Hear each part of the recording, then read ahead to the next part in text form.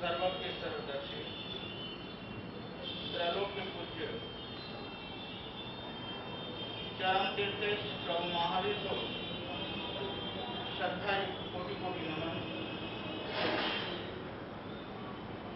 संयम परायण श्रद्धास्पद गुरु भगवंतों के पावन चरणों में हृदय की असीम आस्था के साथ कोटि कोटि वंदन।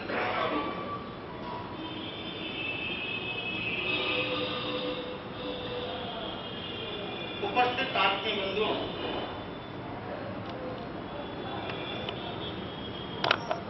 अनंत अनंत करुणानिधि चरम तीर्थेश प्रभु महावीर ने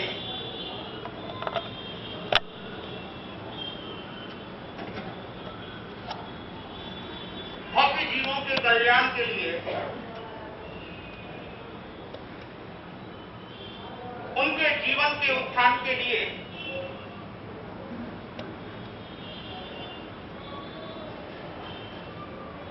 जिस जिनवाणी का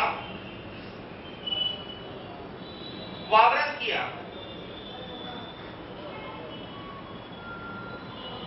वो वाणी अत्यंत महत्वपूर्ण तो है ही, साथ में अत्यंत वैज्ञानिक भी है।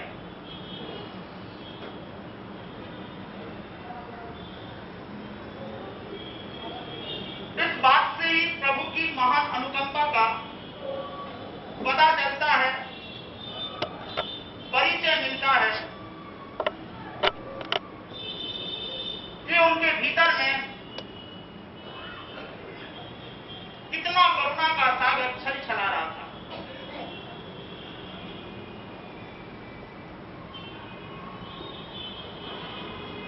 अगर हमारे पास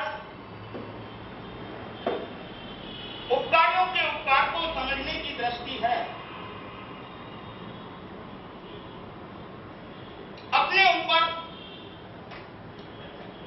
हो रहे उपकारों की सम्यक समझ है,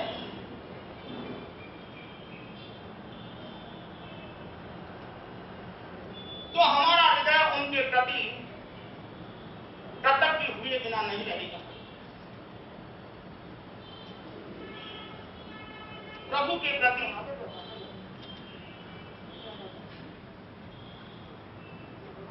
हमारे मन का कृतज्ञ होना बहुत जरूरी है,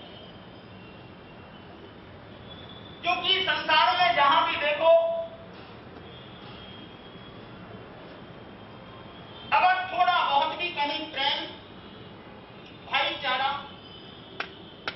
अपनत्व नजर आता है तो उसका श्रेय एकमात्र वितराग वाणी को ही दिया जा सकता है। अगर आज ये वाणी मौजूद नहीं होती तो मानव जाति की क्या दुर्दशा होती, इसकी हम कल्पना नहीं कर सकते। हम सौभाग्यशाली हैं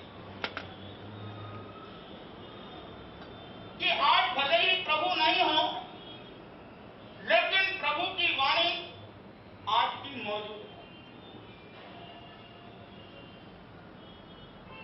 एक दृष्टि से कहा जा सकता है कि प्रभु से बढ़कर के भी प्रभु की वाणी है,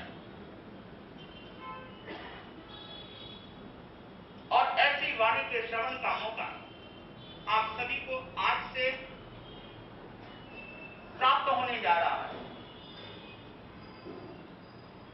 उस काल में जहां पानी की छमाछम वर्षा होती है, तो वाणी की भी वर्षा होती है। पानी में और वाणी में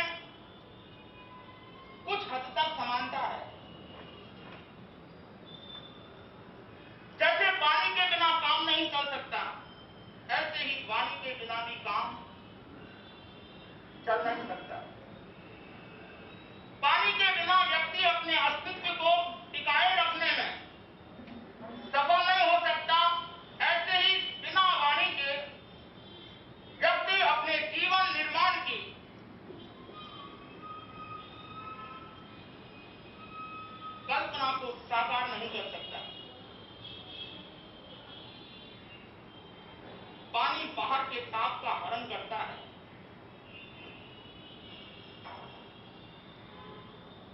गर्मी से संतप्त हृदय को शीतलता प्रदान करता है, तो वाणी भीतर के संताप का हरण करती है।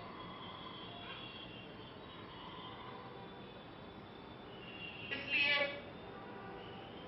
वाणी का श्रवण ज्ञानियों ने एक शावक का सदग्रस्त का दैनिक आचार कहा है। वाणी का श्रवण करना एक दैनिक आचार का अभिन्न अंग होना चाहिए।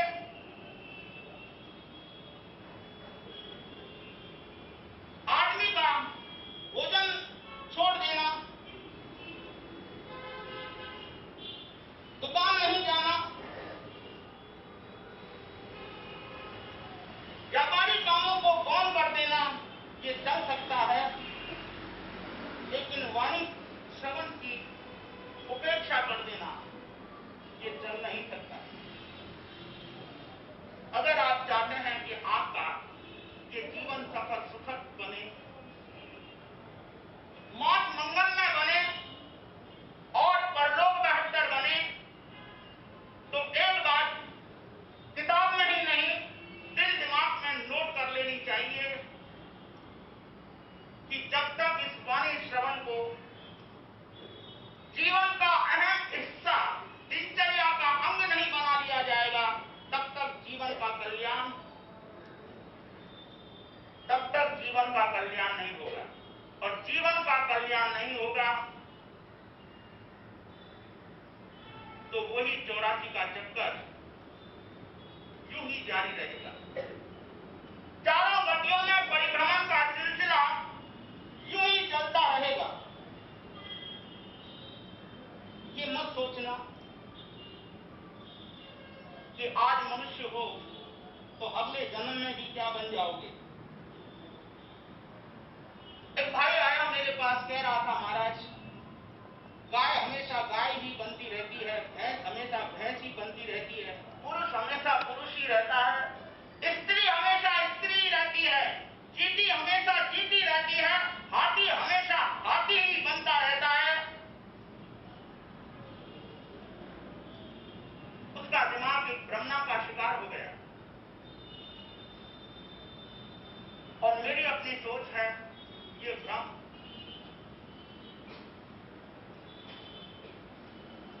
झूठ से भी खतरनाक है। झूठ को समझना, झूठ को पकड़ना और झूठ से छुटकारा पाना कदाचित सरल है, लेकिन भ्रम को समझ पाना भी बेहद कठिन है।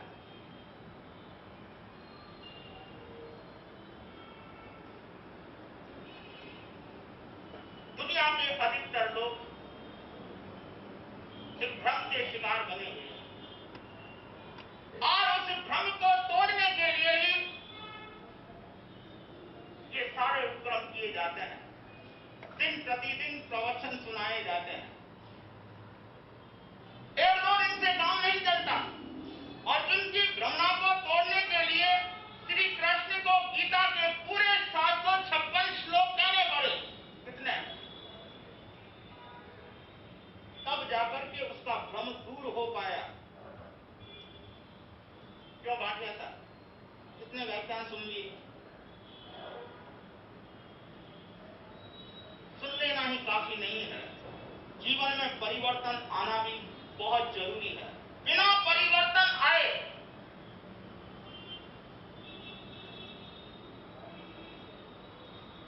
जीवन की राह प्रशस्त नहीं हो सकती।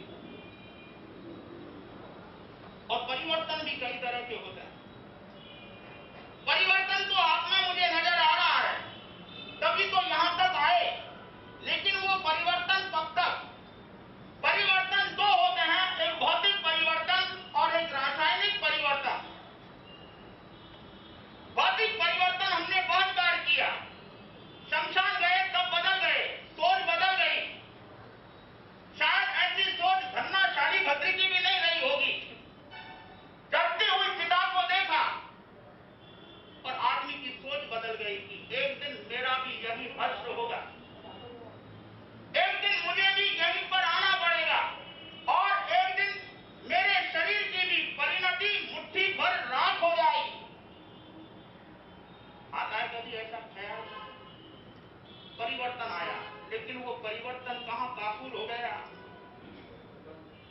शमशान से लौटे घर आए, संसार की हवा लगी और उस हवा में ये सारा चिंतन फुर्र हो गया।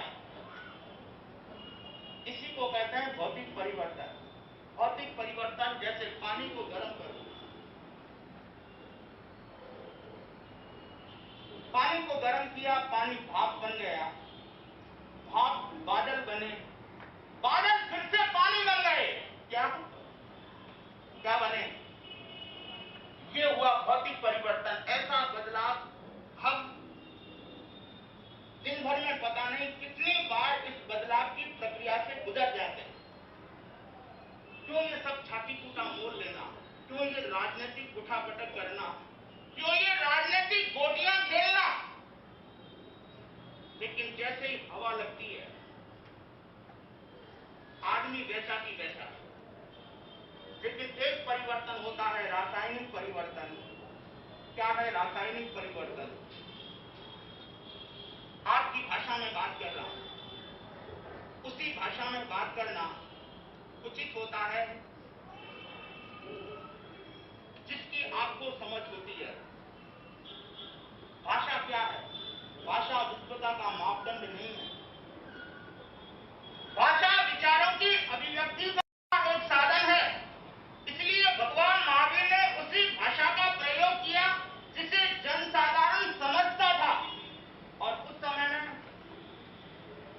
भाषा अर्थ मागने का प्रचलन था। इसलिए भगवान महावीर के सारे उपदेश किसमें है?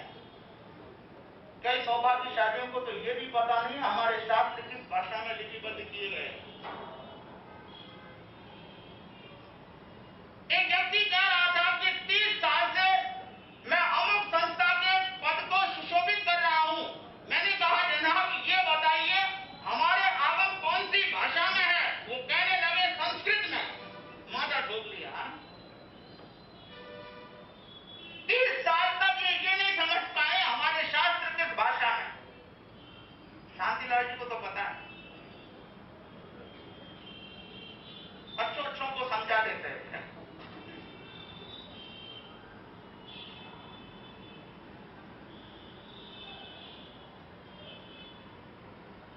अब आती नहीं आपको हिंदी भी ढंग से, और मैं संस्कृत में भाषण देने लगूं, प्रवचन करने लगूं। वक्ता को श्रोता का स्तर देखना चाहिए। तीसरी क्लास के स्टूडेंट को अगर 10वीं क्लास का सिलेबस थमा दिया जाए, पाठ्यक्रम थमा दिया जाए, तो क्या होगा? बात फिर से गुजरेगी ना। इसलिए श्रोताओं का स्तर देखकर वक्ता को अपना वक्तव्य देना चाहिए। इसलिए मैं ऐसी भाषा में बात कर रहा हूं जो आपके समझ आ जाए। भौतिक परिवर्तन मैंने समझाया। पानी भाप बना, भाप बादल बने, बादल फिर से क्या बन गया? पानी बन गया। ये हुआ भौतिक परिवर्तन। लेकिन एक है रासायनिक परिवर्तन, केमिकल। इसे समझे। दूध को गर्म किया, दूध में जरा सा जामुन डाला, दूध क्या बन गया? दही बन गया। दही को मथा गया, क्या निकला? मक्खन निकला। मक्खन को पकाया गया, क्या बना? घी बन गया। अब बोरा साहब मैं कहता हूं, बताओ कोई ऐसा माई का लाल जो घी को वापस दूध बना दे? बना सकता है कोई? इसी को कहते हैं रासायनिक परिवर्तन। हमें ऐसा परिवर्तन करना, ऐसा नहीं कि शमशान में रहे तब तक हमें संसार की असारता याद रही।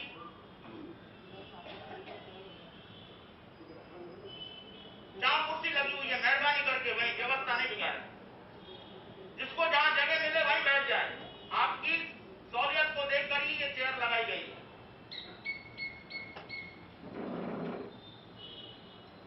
कोई भी कुर्सी को आगे पीछे नहीं करे। अगर आगे बैठना है तो नीचे बैठे।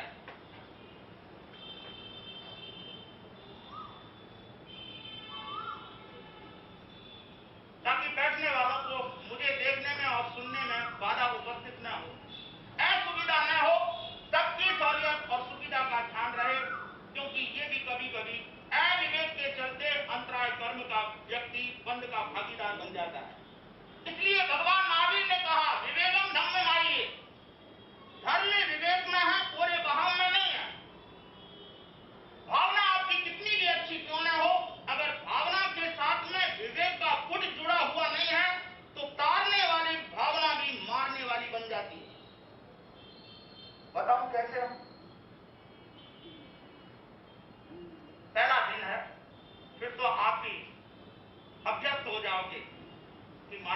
नेचर क्या है, स्वभाव क्या है और हमें कैसे चलना चाहिए, कैसे बैठना चाहिए।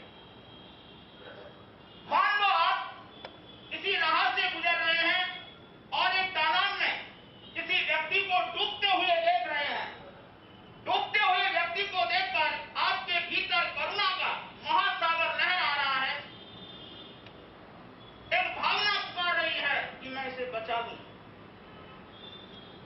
भावना तो बहुत अच्छी है बचाने की, पर पहले लाख रुपए का प्रश्न यह है, आपको तैरना आता है कि नहीं आता है? क्या तैरना नहीं आता है, उससे तो तुम बचा नहीं पाओगे, खुद की जान को और गंवा बैठोगे।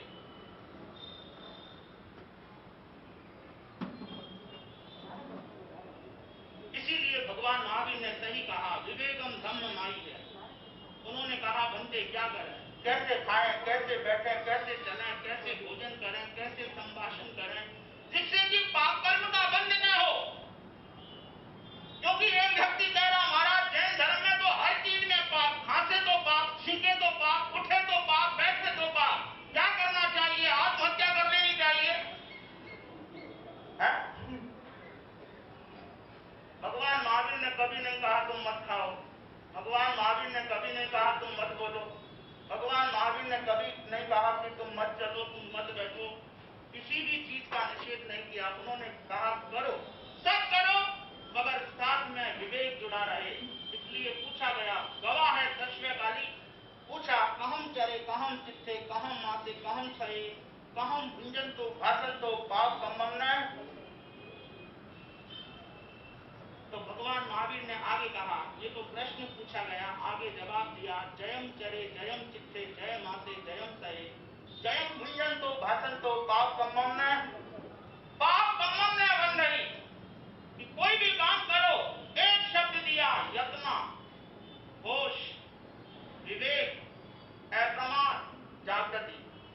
एक ही बात को ये कहने के अलग अलग प्रकार हैं, ढंग हैं, बात एक ही है। कुछ भी करो होश बना रहे।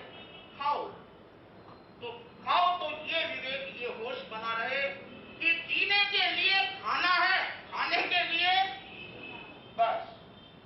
जब ये होश रहेगा, आदमी लोलुपतावश ज्यादा नहीं खा सकेगा।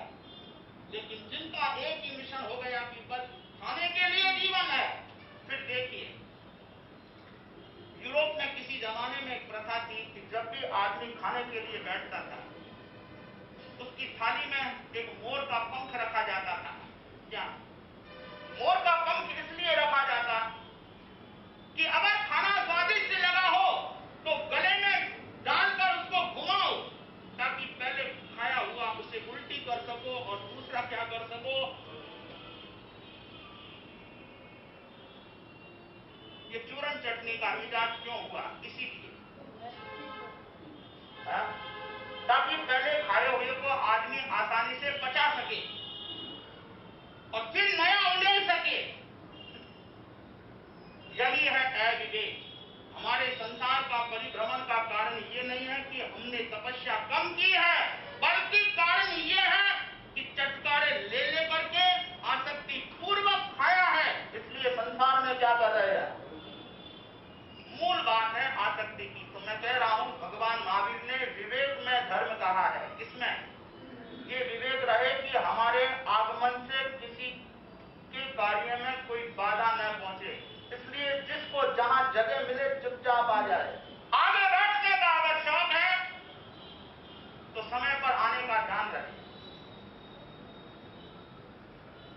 लेकिन हम लेट आते हैं, तभी हमें अपनी भारतीयता का पता चलता है।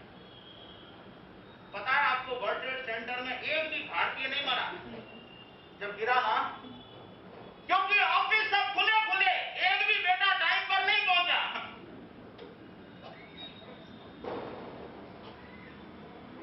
समय पर आने का ध्यान रहे।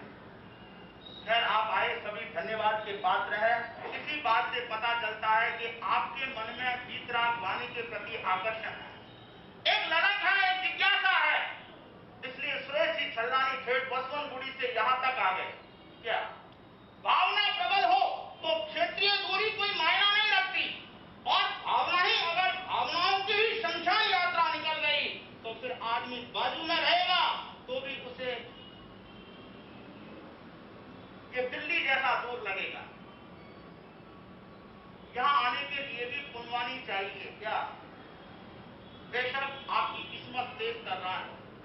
पुनवानी प्रबल है, इसलिए आप सुनने की जिज्ञासा लेकर आप यहाँ आए।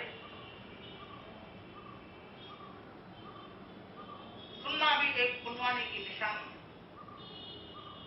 पूर्व जन्म में आपने पुनवानी की, इसलिए आप यहां तक आने में सफल हुए।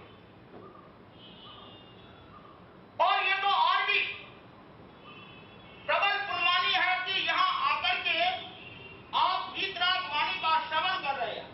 खैर, मैं मूल बात पर आऊं। मैं कह रहा था रासायनिक परिवर्तन,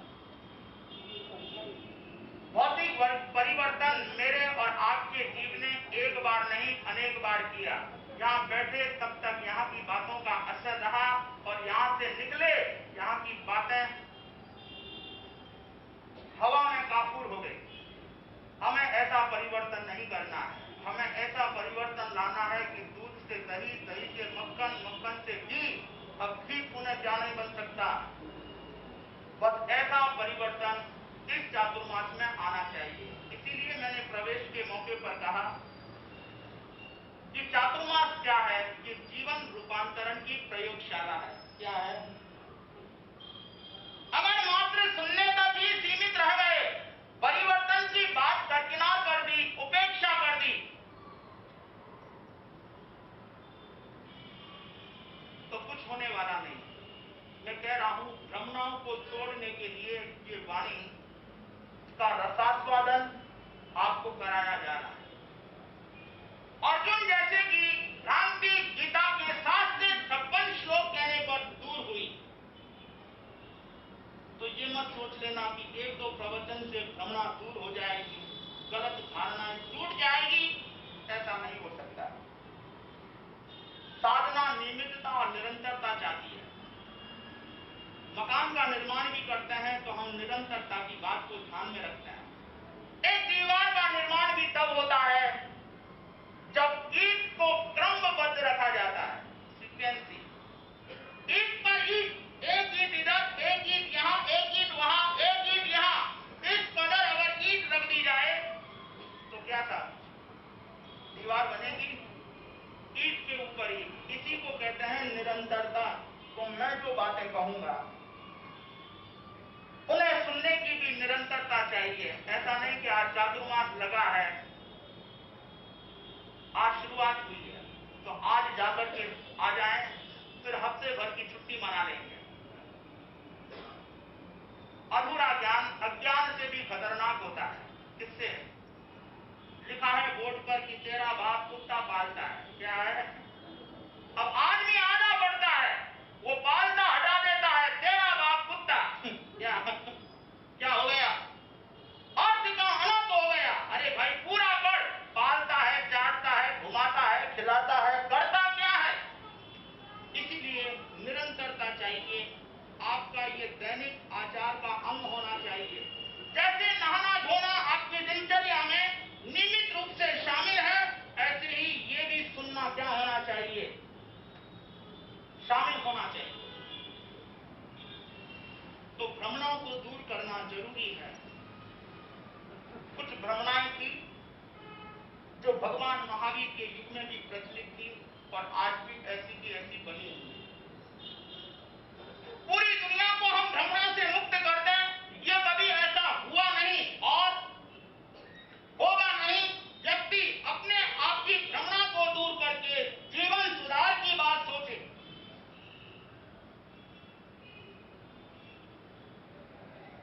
समाज कभी सुधरा नहीं और सुधरेगा नहीं। इसलिए भगवान महावीर समाज सुधार की बात नहीं करते। राजनीति समाज सुधार का दावा करती है, धर्म नीति व्यक्ति सुधार का दावा करती है। इसलिए आज तक राजनीति सफल नहीं हो सकी कि समाज सुधर जाए। जब भी सुधरता है व्यक्ति सुधरता है। व्यक्ति व्यक्ति से परिवार बनता है, परिवार परिवार मिलकर समाज बनते हैं और समाज समाज मिलकर राष्ट्र बनता है और राष्ट्र राष्ट्र मिलकर अखिल विश्व बनते हैं। एक टीचर ने विश्व के मानचित्र नक्शे के टुकड़े कर करके अपने स्टूडेंट्स को दिए। कहा, इसको वापस जमा करके बताओ। किसको? विश्व के नक्शे के सैकड़ों टुकड़े करके दिए गए। सुबह से शाम हो गई, कोई विद्यार्थी उस विश्व के नक्शे को उन्हें जमा नहीं सका। एक बड़ा प्रतिभा संपन्न था, होनहार था, बुद्धि उसकी धार थी, प्रखर थी। उस विश्व के नक्शे के पीछे एक आदमी का चित्र बना हुआ है। उसने नक्शे की तरफ से जमाने के बजाय आदमी के चित्र की तरफ से जमाना शुरू किया। अब जब आदमी का चित्र जम गया तो इधर अपने आप क्या जम गया? मैं यही कह रहा हूं, व्यक्ति सुधर गया तो पूरा विश्व क्या हो जाएगा। इसलिए राजनीति कहती है कि हम देश को सुधारेंगे, समाज को सुधारेंगे, और समाज देश कभी सुधरा नहीं, सुधरता नहीं और सुधरेगा नहीं। इसलिए धर्म नीति ये असंभव बात नहीं कहती, क्योंकि उसे पता है कि असंभव बात कभी संभव हो नहीं सकती। जब भी सुधरेगा व्यक्ति सुधरेगा। इसलिए हर व्यक्ति का संकल्प होना चाहिए कि मैं अपने आप को सुधारूं।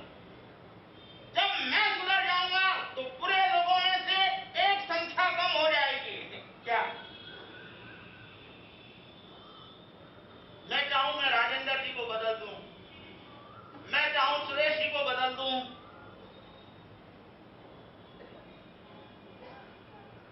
मेरे हाथ में नहीं है, ये मेरे वश की बात नहीं है। हम अपने आप का अगर कल्याण चाहते हैं तो अपने आप को क्या करें? अपने आप को बदलें। आप बदल गया, अरे सुधारक जगत की मत कर चिंता यार, अपना मन ही जगत है, पहले इसे सुधार। किसको सुधारो? लेकिन बस एक ऐसा चश्मा चढ़ गया आंखों पर कि हमें दूसरे में ही दोष नजर आते हैं। जहां देखो वहां पर शिकायतों का दौर चल रहा है। प्रजा कह रही है कि ऐसे ऐसे लोग कुर्सी पर काबिज हो गए जिनके कारण जीना मुहाल हो गया। ऐसे ऐसे लोग ट्रस्टी बन गए, ऐसे ऐसे अध्यक्ष मंत्री बन गए जिन्होंने समाज की तस्वीर को बदशक्ल बना दिया। बहू कह रही है कि ऐसी सांस आ गई, ऐसी सांस मिली जिसकी छाया में साए में सांस लेना मुश्किल हो गया। सास कह रही है कि ऐसी बहू आ गई जिसके पक्षेरे से घर का सर्वनाश सत्यानाश हो गया। बाप कह रहा है ऐसी औलाद मिल गई जिसने 7-7 जन्मों की अर्जित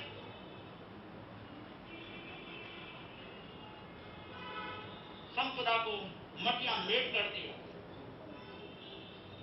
इज्जत पर गाली पोत दी।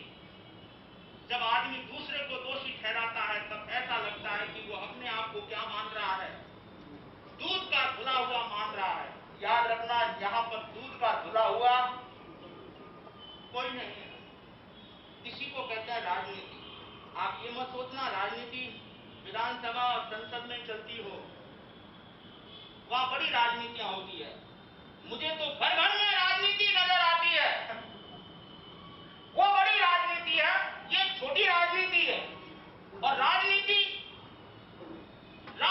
से बड़ा पाप दुनिया में कोई नहीं है। राजनीति का मतलब है जहां नीति नहीं उसी का नाम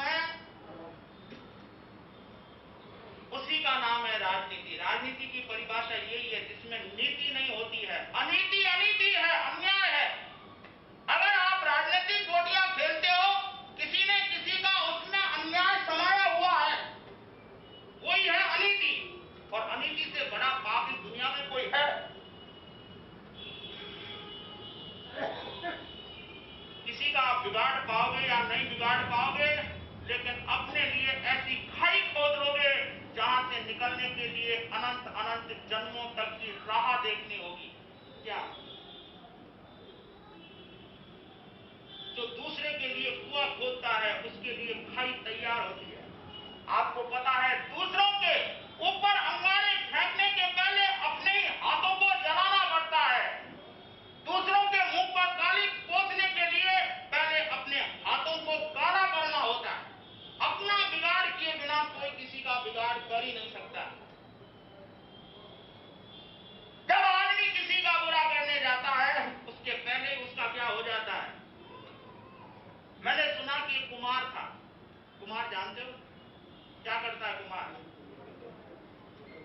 ये भी देखने के लिए मारवाड़ जाना पड़ेगा, है?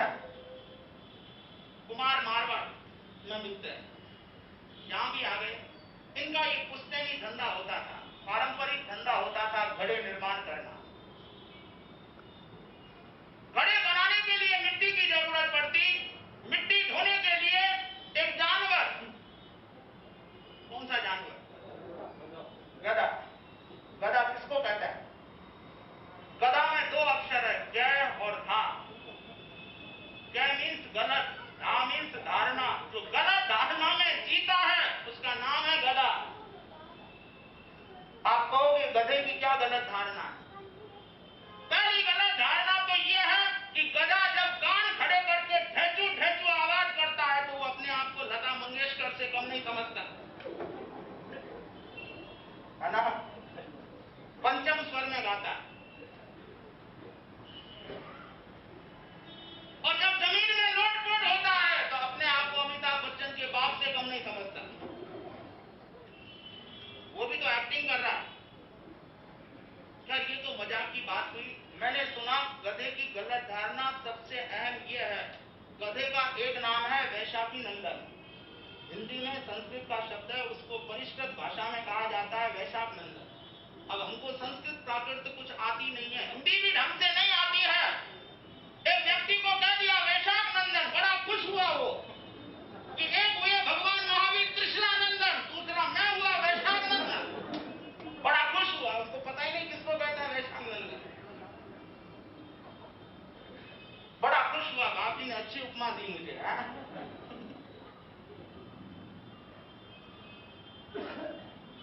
वो सोचने लगा शायद भामाशाह से भी ऊंची पदवी है ये,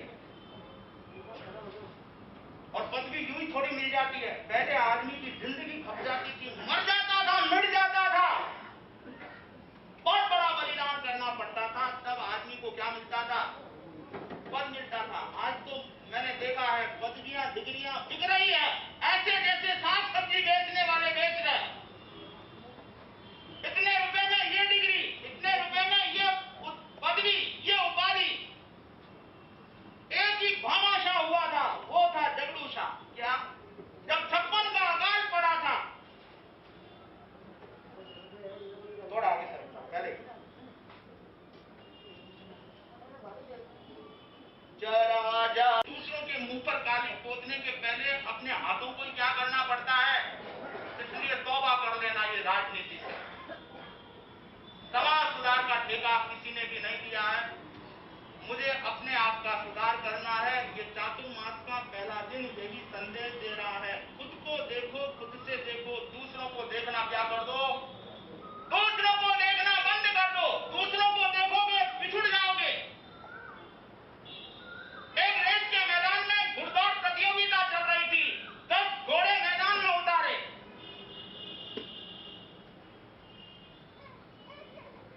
एक घोड़ा आगे गया, बचे 9 में एक जीत गया, 8 बचे। ऐसे ऐसे करके 2 बच गए। कितने?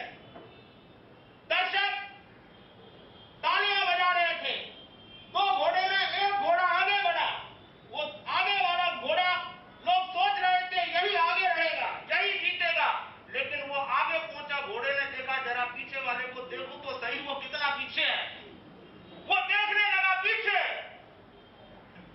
जो आगे आने वाला था वो रह गया पीछे, और पीछे वाला था वो चला गया आगे। ये दूसरों को देखने वाले हमेशा पिछड़ जाते हैं। हमें दूसरों को नहीं देखना है। किसको देखना है? अपने आप को देखना है।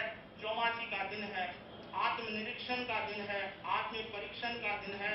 संपिक्षये अपगमप्ययेन, जिसको अपना कल्याण करना है उनको व्यर्थ की बातों से अपने आप को मुक्त कर देना चाहिए। उनका संबंध, उनका ताल्लुक एकमात्र भगवान की वाणी से होना चाहिए, एकमात्र धर्म ध्यान से होना चाहिए। व्यर्थ के वाद विवादों को तिलांजलि दे दें, क्योंकि पर की चर्चा करना अपने आप के साथ में बहुत बड़ी गद्दारी है। कितने सौभाग्यशाली हैं आप, व्यवस्था करने वालों ने इतनी अच्छी व्यवस्था की, दिल खोल करके व्यवस्था की। अब ये हमारे ऊपर निर्भर करता है कि हम इसका कितना फायदा उठाते हैं, लाभ उठाते भी ही सूक्ष्म है, विवेकशील है, प्रज्ञावान है, किसमें नफा है, किसमें नुकसान है, अच्छी तरह से सोचें। ये संघ समाज यही रह जाएंगे, कोई साथ चलने वाला नहीं है। यही साथ चलने वाला है। अपने आप की आत्मा की शुद्धि करनी है, पापों को धोना है।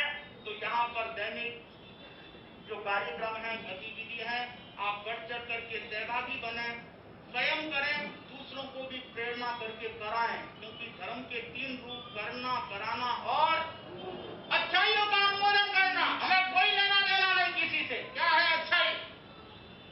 क्या सामाजिक करना बुराई है? प्रवचन सुनना बुराई है? बताइए कौन है ऐसा जो कहेगा, मुंडी हिलाएगा कि हाँ बुराई है? सामाजिक करना बुरा है क्या? शांतिलाल जी, व्याख्यान सुनना बुरा है? यानी कि आप समझदार तो हो, पर मुझे लगता है आज की जितनी समझदारी की बातें करता है उतना समझदार है नहीं। कभी कभी लगता है समझदारी की ओट में मूर्खता पलती है। क्या, कैसे बताऊं? 2 महिलाएं आपस में बात कर रही थी। आज चौमासी का दिन है, थोड़ी स्थिरता बनाए रखें। बाकी रोज का जो समय हमारा रहेगा 9:15 से 10:15। क्यों हिंगड़ साहब, घोड़े दुखने लग गए? दम घुटने लग गए, मुंहपत्ती उतार दी। हम तो 24 घंटे लगाए बैठे रहते हैं। प्रतिदिन का प्रवचन का समय 9:15, 10:15। ये लंबा चौड़ा टाइम लेना, गर्भ में खींचते रहना मेरी आदत नहीं है। आज विशेष दिन है, चौमासी का दिन है, इसलिए जरा 10-15 मिनट आपके अतिरिक्त लिए 5 मिनट और लगेंगे। मैं आपको कह रहा हूं, 2 महिलाएं आपस में मिली, और आपको पता है 2 महिलाएं मिल जाए तो चुप रहना मुश्किल है।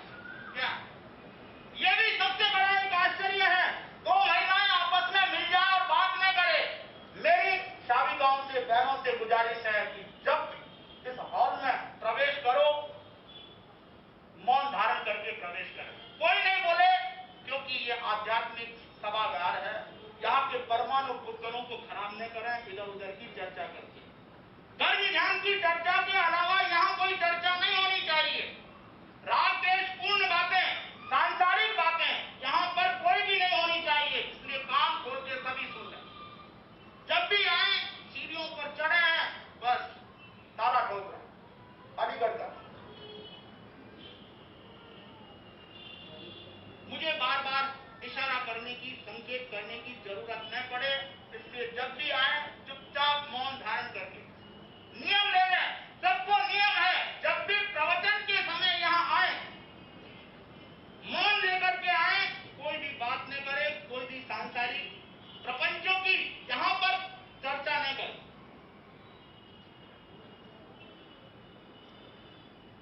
तो करना, कराना और अनुमोदन करना, मैं ये कह रहा हूं, आप सभी कह रहे हैं, समझदारी की बात कर रहे हैं कि सब अच्छी बातें हैं, लेकिन मैं कह रहा हूं समझदारी की ओट में मूर्खता कैसे पलती है। 2 महिलाएं आपस में मिली, वो चर्चा करने लगी। एक कहने लगी दूसरी को कि बहन देखो, आजकल की महिलाएं अपने पतियों की बहुत निंदा करती है। क्या? और पति की निंदा नहीं करे तो पत्नी कैसी? कि आजकल की महिलाएं अपने पतियों की बहुत निंदा विद्या करती है, टीका टिप्पणी करती है। ऐसा करना शोभा नहीं देता, क्योंकि हमारी संस्कृति में पति परमेश्वर तुल्य होता है। क्या? और परमेश्वर की निंदा की जाती है। देखो, मुझे ही देखो, मेरा पति ऐसा मूर्ख है, ऐसा उल्लू है, ऐसा गंवार है, ऐसा जाहिल है, लेकिन कभी मैंने किसी को ये नहीं कहा कि मेरा पति ऐसा है। सब कह गई, फिर कह रही है मैंने कभी नहीं कहा मेरा पति ऐसा है। कह भी गई, और ऊपर से ये जुमला, और मैंने कभी किसी को कहते हैं समझदारी की ओट में मूर्खता का पलना।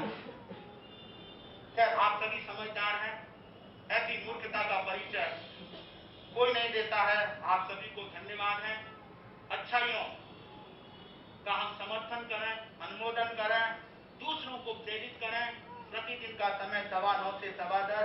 दूसरी बात, हमारा जो महत्वपूर्ण कार्यक्रम है, बड़ी महान अनुकंपा का परिचय देते हुए हमारे आचार्यों ने जिन महान प्रभावशाली चमत्कारी मंत्र स्तोत्रों की रचना की, क्योंकि आप व्यक्ति जीवन जीने वाले हैं, अनेक दिशाओं का जीवन है, अनेकों चुनौतियों से आपको सामना करना पड़ता है, जूझना पड़ता है।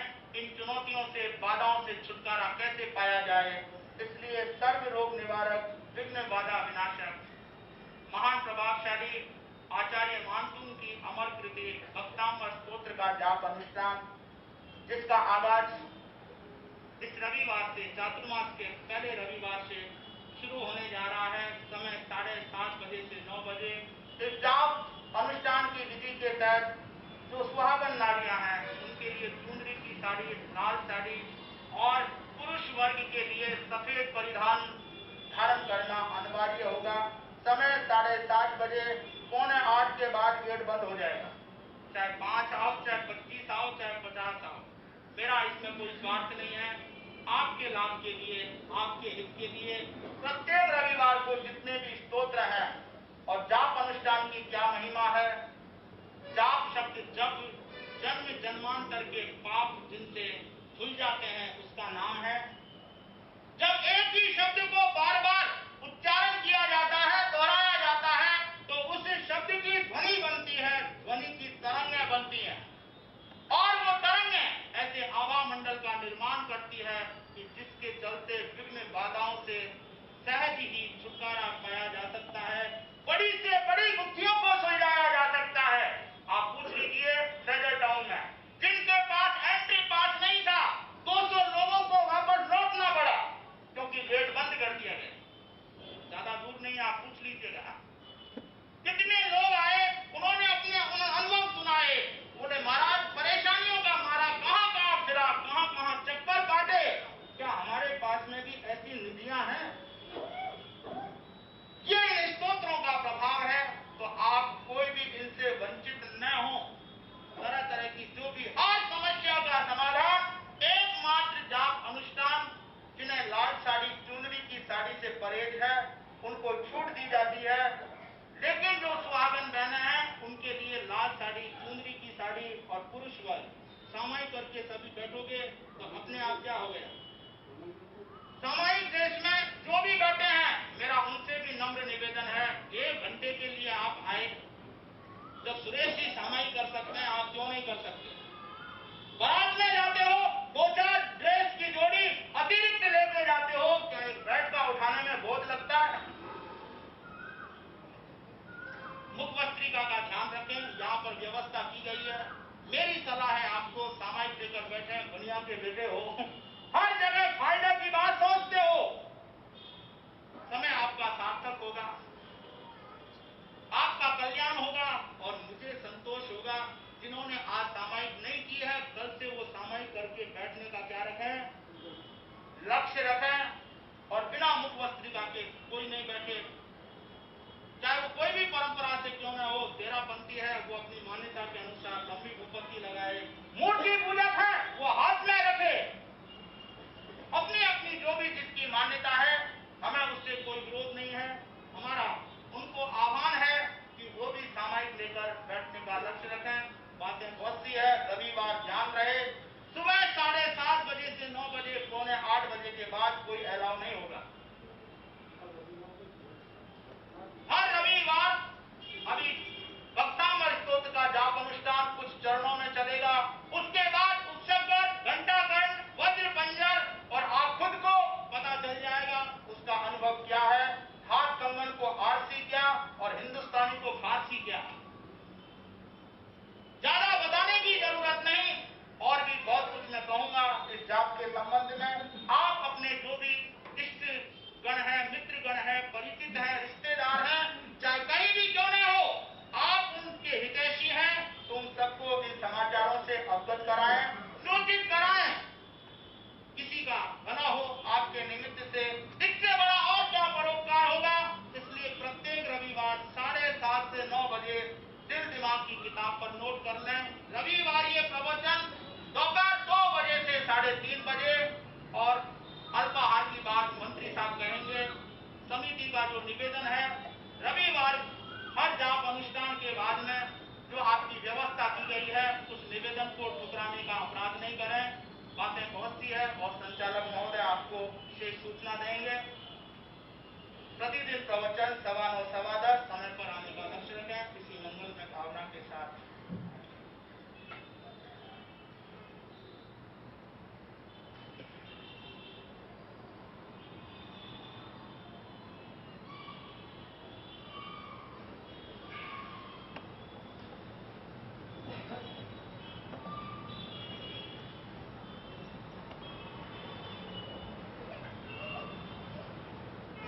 पंच परमेष्ठी को नमन करता हुआ अत्र विराजित परम श्रद्धेय क्रांतिकारी प्रखर वक्ता पूज्य गुरुदेव श्री कांति मुनि जी महाराज साहब के पावन चरणों में सत्सह कोटिशः कपिल मुनि जी महाराज साहब के पावन पुण्य चरणों में, ये हमारे बड़े गुरु हैं, बड़े गुरु से कांति मुनि जी महाराज साहब के चरणों में वंदन करता हुआ कपिल मुनि जी महाराज साहब के पावन पुण्य चरणों में सत्सह वंदन करता हुआ अत्र विराजित सभी धर्म प्रेमी बंधुओं, माताओं, बहनों, श्री वर्तमान स्थान निवासी जैन चातुर्मास समिति 2013 विजयनगर की ओर से आप सभी का हार्दिक स्वागत एवं अभिनंदन है। बंधुओं, वैसे तो हमारे साधु संत नदी के जल की तरह हैं जो निरंतर सदा बहते रहते हैं, पर जैसा कि हमारे जैन शास्त्रों में वर्णन है, हमारे समस्त आचार्य, प्रवर्तक, संत, सतियां इन 4 महीनों के लिए एक जगह पर रहकर धर्म, ध्यान, तप, त्याग की प्रभावना कराते हैं। और उपकारी दिन आज है, जहां से आज से यह चातुर्मास प्रारंभ होने जा रहा है, जो निरंतर 4 महीनों तक धर्म ध्यान की वर्षा यहाँ निरंतर बहती रहेगी। इस वर्षा को जिन जिन क्षेत्रों को सौभाग्य मिला है वे भाग्यशाली हैं, और जो इसमें नहाएंगे वे पुण्यशाली हैं। आपसे निवेदन है कि आपके जहां यहाँ इस धर्म वर्षा में नहा कर शरीर के अंदर अपनी आत्मा के मेल को धोने से वंचित न रहें, अपने कर्म बंधनों की निर्जना करने का यह सुअवसर न खोएं। बंधुओं, आपसे आपके इस विजयनगर क्षेत्र में एक धर्म प्रभावना का सेल जो हर कंपनी द्वारा लगाया जाता है, जैसे आउटलेट यहाँ लगा है, पूज्य गुरुदेव श्री कपिल मुनि जी महाराज साहब ने यह सेल लगाया है, जिसमें जो इन्वेस्ट करेगा, बाहर तो शायद आपको 1 रुपये इन्वेस्ट करने में 1 रुपये मिलना भी अभी बहुत दुर्लभ है, पर यहाँ अगर 1 रुपये के बदले यहाँ 23 दिए जाएंगे, 1 के बदले 23, 1 घंटा अगर आप यहाँ देंगे तो आपका 23 घंटे का उपकार कल्याण हमारे गुरुदेव कराएंगे। इसके बदले 1 के बदले 23, अर्थात पूरे वर्ष भर में जो अपने कर्म की निर्जरा करने का जो हमें ये अवसर है, हम आपसे ये निवेदन करते हैं कि एक दिन के सिर्फ यहाँ 3 घंटे आप इस धर्म प्रभावना में, अनुमोदना में बितावें, जिससे हमारे 3 घंटे अर्थात 4 महीने के 365 घंटे हुए, और ये पूरे वर्ष के हमारे जितने भी हमारे 23 घंटों की कर्म बंधन है, वो इन कर्म बंधनों का हम निराकरण यहाँ कर पाएंगे। अतः 1 घंटा आप देंगे तो आपके 23 घंटे का कल्याण होगा। ऐसा आप ध्यान में रखकर यहाँ जरूर यहाँ 1 घंटे का इन्वेस्टमेंट कराएं। क्या कहेंगे लोग, सबसे बड़ा रोग गुरुदेव ने फरमाया बहुत बड़ा है, सबसे बड़ा रोग क्या कहेंगे लोग। फिर भी जो लोग इस ओर ध्यान नहीं देते हैं वो महारोगी होते हैं। बंधुओं, दूसरी बात यह है, लगातार कंटिन्यूटी और प्लानिंग।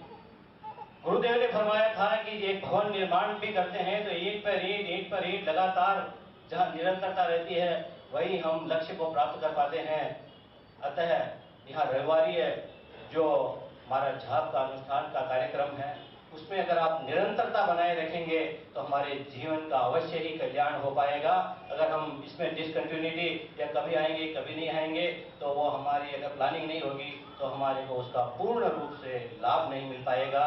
बिना प्लानिंग के अगर मकान बनाए, आड़ा टेढ़ा इधर उधर, कभी इसको तोड़ा, उसको हटाया, उसको बनाया, इसको किया, और फिर भी उसका सुंदर रूप नहीं आ पाता है। ऐसा ही डिसकंटिन्यूटी विदाउट प्लानिंग ऐसा होता है। अतः आपसे सविनय निवेदन है कि आप सभी जितने भी 4 महीने के ये रविवार हैं, उसमें 1 दिन भी आप न चुके, इसमें अपनी प्लानिंग के अनुसार निरंतरता बनाए रखें। आगे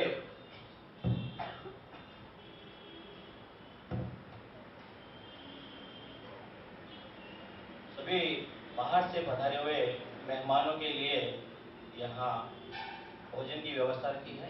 कृपया करके इस चातुर्मास समिति को सेवा का अवसर अवश्य प्रदान करावें। प्रत्येक रविवार जाप अनुष्ठान के बाद 7:30 से 9 के बाद यहाँ अल्पाहार की व्यवस्था रखी गई है। सभी इसका पूर्ण हमें लाभ दिलावें। अभी जिन के भी प्रत्याख्यान है, मैं सभी से निवेदन करता हूं कि जिनके एकासन के प्रत्याख्यान दिलावें। जिनके भी एकासन हैं, एकाशनम दिव्यंते आरम अश्नम खायमं चायमं अनतना भोगनम सहसा गायनम महत्रा गायनम सागार्य गायनम आकुंचन प्रदानम गुरुपुट्टानम सत्य समय उद्या गायनम त्यागोश्रे तपस्या करने वालों को आयनबिल के प्रत्याख्यान आयनबिलम पचक्रामी अनतना भोगनम सहसा गायनम देवालेवेनम जी संसक्तेनम मुख्यति विज्ञानम सत्य समय उद्या गायनम त्यागोश्रे उपवास। आज जिन के भी उपवास है, अबद्धम दिव्यम तिहारम अश्नम खायमं चायमं अनतना भोगनम सहसा गायनम महत्रा गायनम सत्य समय वद्या गायनम त्यागोश्रे गोश्रे तपस्या करने वालों को एक उपवास से बड़ा बेला तेला और कोई बड़ी जिनके भी जो व्यासन दो समय उपरांत दिव्यम तिहारम अश्नम खायमं चायमं अनतना भोगनम सहसा गायनम महत्रा गायनम सागार्य गायनम आकुंचन प्रदानम गुरुपुट्टानम सत्य समय वद्या गायनम त्यागोश्रे गोश्रे बेला आरम अश्नम खायमं चायमं अनतना भोगनम सहसा गायनम महत्रा गायनम सत्य समय वद्या गायनम त्यागोश्रे गोश्रे तेला या इससे और कोई बड़ी तपस्या जिसके भी हो, मंगल पाठ गुरुदेव। नमो अरिहंतानम नमो सिद्धानम नमो आयर्यानम नमो उपच्छायनम नमो लयसपसावनम ऐटु पंच नमोकारो सर्वे पावकनाशनो मंगलानम ते सर्वेषु परमं हवै मंगलम दत्तारि मंगलम अरिहंता मंगलम सिद्धा मंगलम साहु मंगलम केवली पनतो धम्मो मंगलम दत्तारि लोकतमा अरिहंता लोकतमा सिद्धा लोकतमा साहु लोकतमा केवली पनतो धम्मो लोकतमो दत्तारि शरणं प्रवज्यामि अरिहन्ते शरणं प्रवज्यामि सिद्धे शरणं प्रवज्यामि साहु शरणं प्रवज्यामि केवली पनतं धम्मं शरणं प्रवज्यामि अरिहंतों का शरणा सिद्धों का शरणा साधुओं का शरणा केवली प्रभु की दया धर्म का शरणा चार शरणा दुख हरना और शरणा कोई जो भव्य प्राणी आदृत अक्षय अमृत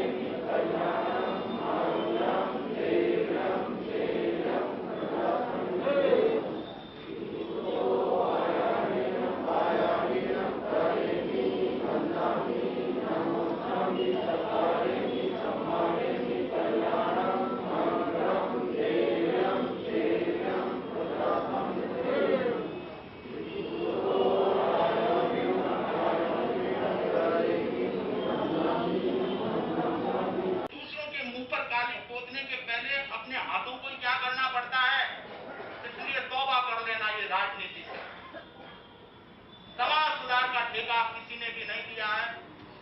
मुझे अपने आप का सुधार करना है। ये चातुर्मास का पहला दिन यही संदेश दे रहा है। खुद को देखो, खुद से देखो, दूसरों को देखना क्या कर दो, दूसरों को देखना बंद कर दो। दूसरों को देखोगे पिछुड़ जाओगे।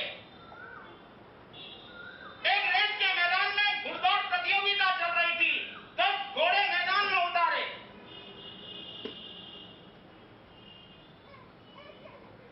एक घोड़ा आगे गया, बचे 9 में एक जीत गया, 8 बचे। ऐसे ऐसे करके 2 बच गए। कितने?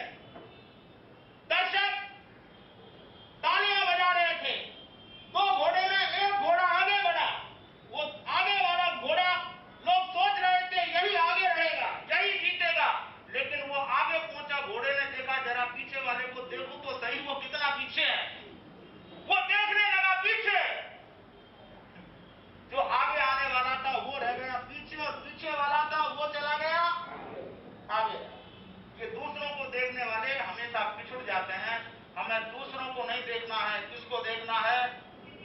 अपने आप को देखना है।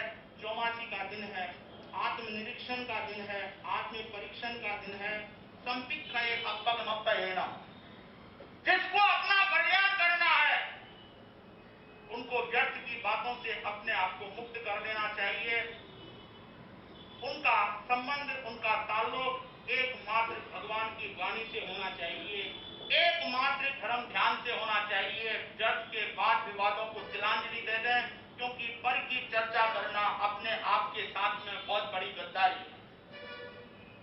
कितने सौभाग्यशाली हैं आप, व्यवस्था करने वालों ने इतनी अच्छी व्यवस्था की, दिल खोल करके व्यवस्था की। अब ये हमारे ऊपर निर्भर करता है कि हम इसका कितना फायदा उठाते हैं, लाभ उठाते हैं। तो ये लाभ की सोच को लेकर चलें। आप खुद ही सुज्ञ हैं, विवेकशील हैं, प्रज्ञावान हैं, किसमें नफा है, किसमें नुकसान है, अच्छी तरह से सोचें। ये संघ समाज यही रह जाएंगे, कोई साथ चलने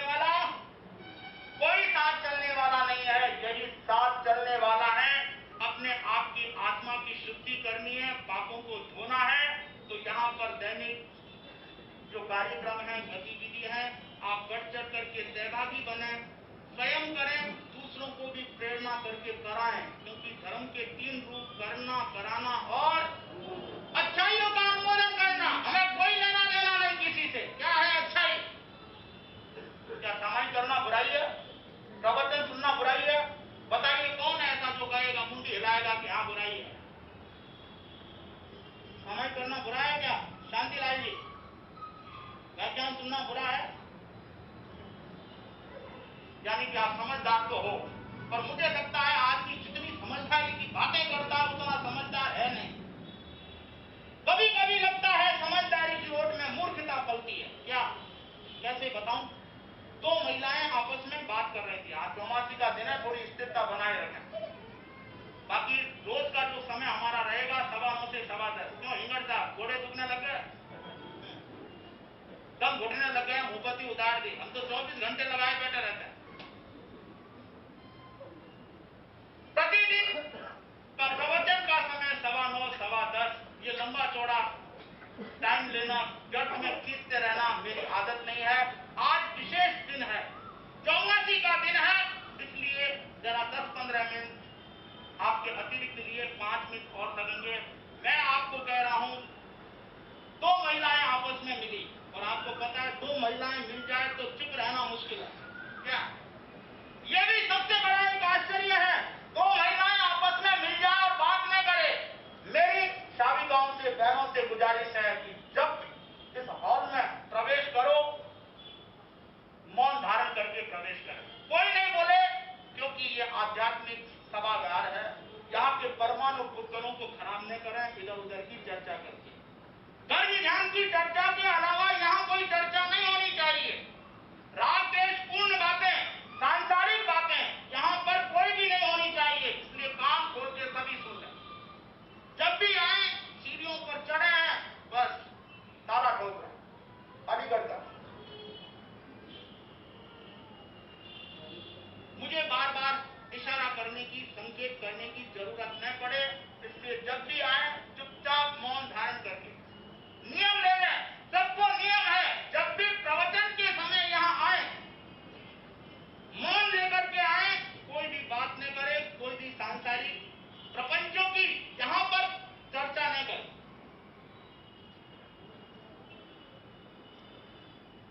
तो करना, कराना और अनुमोदन करना, मैं ये कह रहा हूं, आप सभी कह रहे हैं, समझदारी की बात कर रहे हैं कि सब अच्छी बात है, लेकिन मैं कह रहा हूं समझदारी की ओट में मूर्खता कैसे पलती है। 2 महिलाएं आपस में मिली, वो चर्चा करने लगी। एक कहने लगी दूसरी को कि बहन देखो, आजकल की महिलाएं अपने पतियों की बहुत निंदा करती है।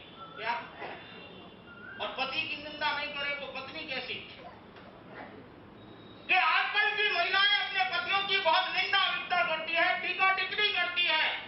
ऐसा करना शोभा नहीं देता, क्योंकि हमारी संस्कृति में पति परमेश्वर तुल्य होता है। क्या, और परमेश्वर की निंदा की जाती है। देखो, मुझे ही देखो, मेरा पति ऐसा मूर्ख है, ऐसा उल्लू है, ऐसा गंवार है, ऐसा जाहिल है, लेकिन कभी कभी मैंने किसी को ये नहीं कहा कि मेरा पति ऐसा है। सब कह गई, फिर कह रही है मैंने कभी नहीं कहा मेरा पति ऐसा है, कह भी गई, और ऊपर से ये जुमला, और मैंने कभी किसी को कहते हैं समझदारी की ओट में मूर्खता का पलना। खैर, आप सभी समझदार हैं, ऐसी मूर्खता का परिचय कोई नहीं देता है। आप सभी को धन्यवाद है। अच्छाइयों का हम समर्थन करें, अनुमोदन करें, दूसरों को प्रेरित करें। प्रतिदिन का समय 9:15 से 10:15। दूसरी बात, हमारा जो महत्वपूर्ण कार्यक्रम है, बड़ी महान अनुकंपा का परिचय देते हुए हमारे आचार्यों ने जिन महान प्रभावशाली चमत्कारी मंत्र स्तोत्रों की रचना की, क्योंकि आप व्यस्त जीवन जीने वाले हैं, अनेक दिशाओं का जीवन है, अनेकों चुनौतियों से आपको सामना करना पड़ता है, जूझना पड़ता है। इन चुनौतियों से, बाधाओं से छुटकारा कैसे पाया जाए, इसलिए सर्व रोग निवारक, विघ्न बाधा विनाशक, महान प्रभावशाली आचार्य मानसून की अमर कृति भक्तामृत स्तोत्र का जाप अनुष्ठान, जिसका आगाज इस रविवार से, चातुर्मास के पहले रविवार से शुरू होने जा रहा है। समय 7:30 बजे से 9 बजे। इस जाप अनुष्ठान की विधि के तहत जो सुहागन नारियां हैं, उनके लिए चुनरी की साड़ी, लाल साड़ी, और पुरुष वर्ग के लिए सफेद परिधान धारण करना अनिवार्य होगा। समय 7:30 बजे, 7:45 के बाद गेट बंद हो जाएगा। चाहे 5 आओ, चाहे 25 आओ, चाहे 50 आओ, मेरा इसमें कोई स्वार्थ नहीं है। आपके लाभ के लिए, आपके हित के लिए प्रत्येक रविवार को जितने भी स्तोत्र हैं, और जाप अनुष्ठान की क्या महिमा है। जाप शब्द जब जन्म जन्मांतर के पाप जिनसे धुल जाते हैं, उसका नाम है। जब एक ही शब्द को बार बार उच्चारण किया जाता है, दोहराया जाता है, तो उस शब्द की ध्वनि बनती है, ध्वनि की तरंगें बनती हैं, और वो तरंगें ऐसे आभा मंडल का निर्माण करती है कि जिसके चलते विघ्न बाधाओं से सहज ही छुटकारा पाया जा सकता है, बड़ी से बड़ी बुद्धियों को सुलझाया जा सकता है। आप पूछ लीजिए, सदर टाउन में जिनके पास एंट्री पास नहीं था, 200 लोगों को वापस लौटना पड़ा, क्योंकि गेट बंद कर दिया गया। ज्यादा दूर नहीं, आप पूछ लीजिएगा कितने लोग आए, उन्होंने अपने अनुभव सुनाए। बोले महाराज, परेशानियों का मारा, कहां फिरा, कहां चक्कर काटे, क्या हमारे पास में भी ऐसी निधियां हैं? ये इन स्तोत्रों का प्रभाव है। तो आप कोई भी इनसे वंचित न हो। तरह तरह की जो भी हर समस्या का समाधान एकमात्र जाप अनुष्ठान। जिन्हें लाल साड़ी, चुनरी की साड़ी से परहेज है, उनको छूट दी जाती है, लेकिन जो सुहागन बहनें हैं, उनके लिए लाल साड़ी, चुनरी की साड़ी, और पुरुष वर्ग सामायिक करके सभी बैठोगे तो अपने आप क्या हो गया। सामायिक देश में जो भी बैठे हैं, मेरा उनसे भी नम्र निवेदन है, 1 घंटे के लिए आप आए।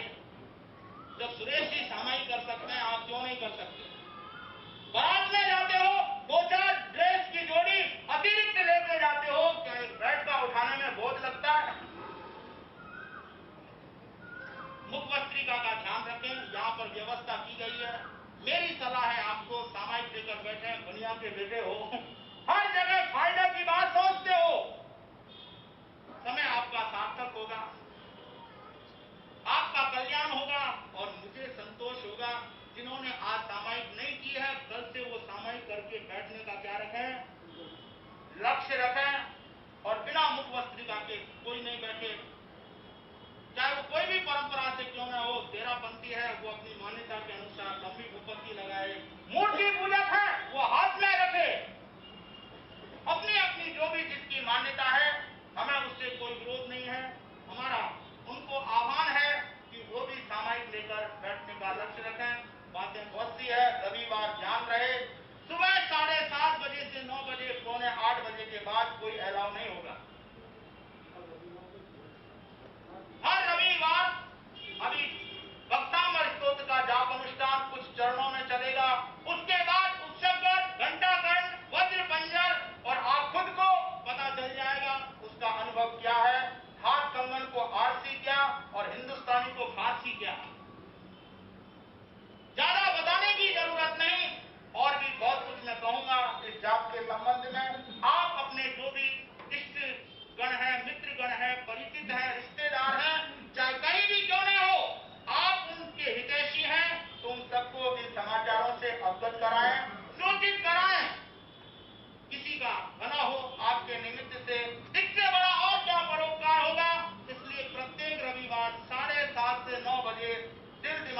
किताब पर नोट कर लें। रविवार ये प्रवचन दोपहर 2 बजे से 3:30 बजे, और अल्पाहार की बात मंत्री साहब कहेंगे। समिति का जो निवेदन है, रविवार हर जाप अनुष्ठान के बाद में जो आपकी व्यवस्था की गई है, उस निवेदन को ठुकराने का अपराध नहीं करें। बातें बहुत सी है और संचालक महोदय आपको शेष सूचना देंगे। प्रतिदिन प्रवचन 9:15 10:15 समय पर आने का लक्ष्य रखें। किसी मंगल में भावना के साथ।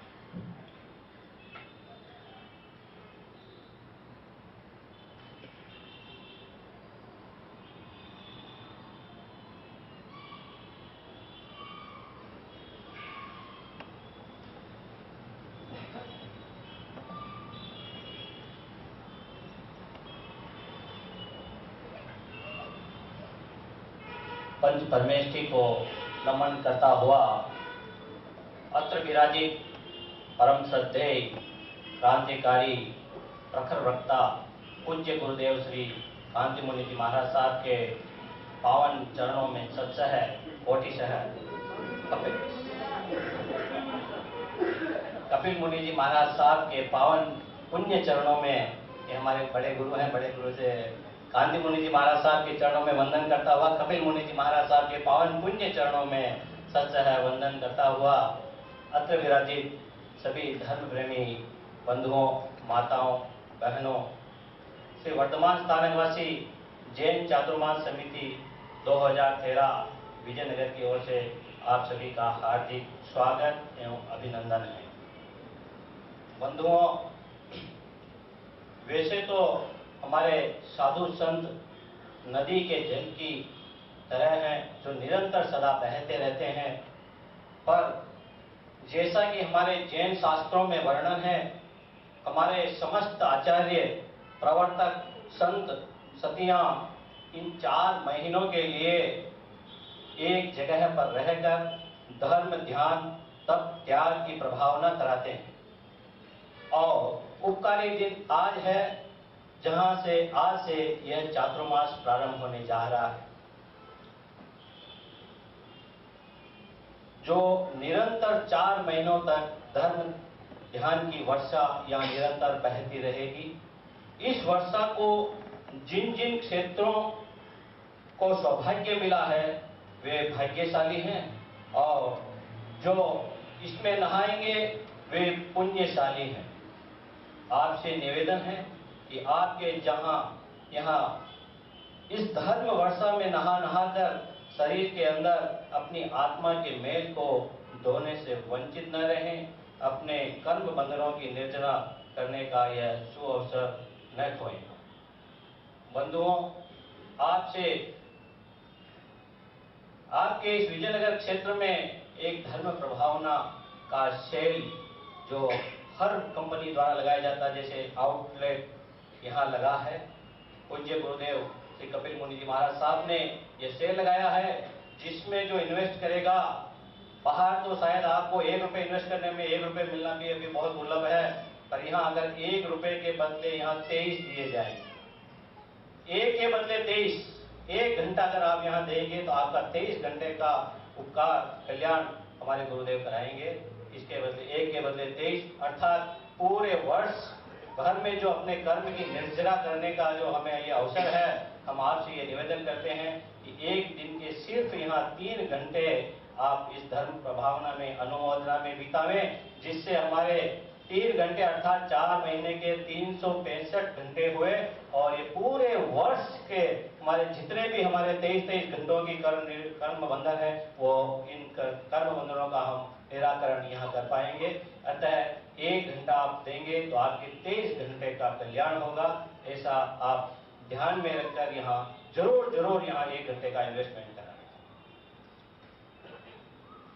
क्या कहेंगे लोग, सबसे बड़ा रोग, गुरुदेव ने फरमाया बहुत बड़ा है, सबसे बड़ा रोग क्या कहेंगे लोग।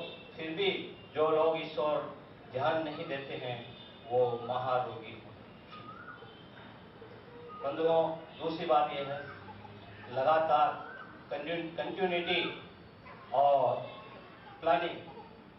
गुरुदेव ने फरमाया था कि एक भवन निर्माण भी करते हैं तो ईंट पर ईंट लगातार जहां निरंतरता रहती है, वही हम लक्ष्य को प्राप्त कर पाते हैं।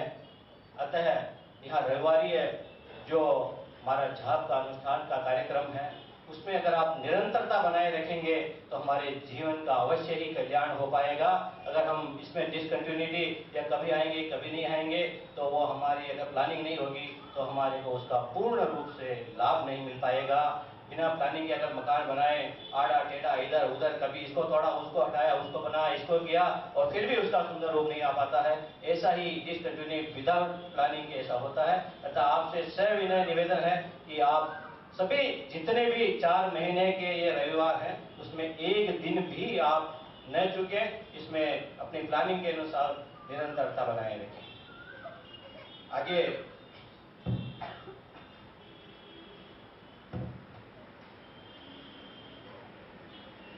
सभी बाहर से पधारे हुए मेहमानों के लिए यहाँ भोजन की व्यवस्था की है। कृपया करके इस चातुर्मास समिति को सेवा का अवसर अवश्य प्रदान कराएं। प्रत्येक रविवार जाप अनुष्ठान के बाद 7:30 से 9 के बाद यहाँ अल्पाहार की व्यवस्था रखी गई है। सभी इसका पूर्ण हमें लाभ दिलाएं। अभी जिन जिन के भी प्रत्याख्यान है, मैं सभी से निवेदन करता हूँ कि जिनके एकासन के प्रत्याख्यान दिलाएं। जिनके भी एकासन है, एकाशनम दिव्यांते आरम अश्नम खायम चायम अनतना भोगनम सहसा गायनम महत्रा गायनम सागार्य गायनम आकुंचन प्रदानम गुरु पुट्टानम सत्य समाय उद्या गायनम त्याग ओसरे तपस्या करने वालों को आयनबिल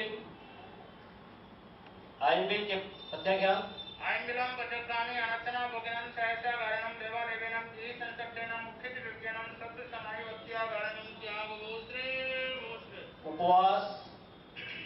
आज जिन के भी उपवास है, अबतटम दिव्यम तिहारम अश्नम खायम चायम अनतना भोगनम सहसा गायनम महत्रा गायनम सत्य समाय उद्या गायनम त्याग ओसरे तपस्या करने वालों को एक उपवास से बड़ा बेला तेला और कोई बड़ी जिनके भी जो व्यासन 2 समय उपरांत दिव्यम तिहारम अश्नम खायम चायम अनतना भोगनम सहसा गायनम महत्रा गायनम सागार्य गायनम आकुंचन प्रदानम गुरु पुट्टानम सत्य समाय उद्या गायनम त्याग ओसरे बेला आरम अश्नम खायम चायम अनतना भोगनम सहसा गायनम महत्रा गायनम सत्य समाय उद्या गायनम त्याग ओसरे तेला या इससे और कोई बड़ी तपस्या जिसके भी हो, मंगल पाठ गुरुदेव। नमो अरिहंतानम नमो सिद्धानम नमो आयर्यानम नमो उपच्छायनम नमो लये सप्तसावनम ऐटु पंचनमुक्तारम सर्वे पावकनाशनो मंगलानम ते सर्वेषु परमं हवै मंगलम दत्तारि मंगलम अरिहंता मंगलम सिद्धा मंगलम साहु मंगलम केवली पनतो धम्मो मंगलम दत्तारि लोकतमा अरिहंता लोकतमा सिद्धा लोकतमा साहु लोकतमा केवली पनतो धम्मो लोकतमो दत्तारि शरणं प्रवज्यामि अरिहन्ते शरणं प्रवज्यामि सिद्धे शरणं प्रवज्यामि साहु शरणं प्रवज्यामि केवली पनतं धम्मं शरणं प्रवज्यामि। अरिहंतों का शरणा, सिद्धों का शरणा, साधुओं का शरणा, केवली प्रभु की दया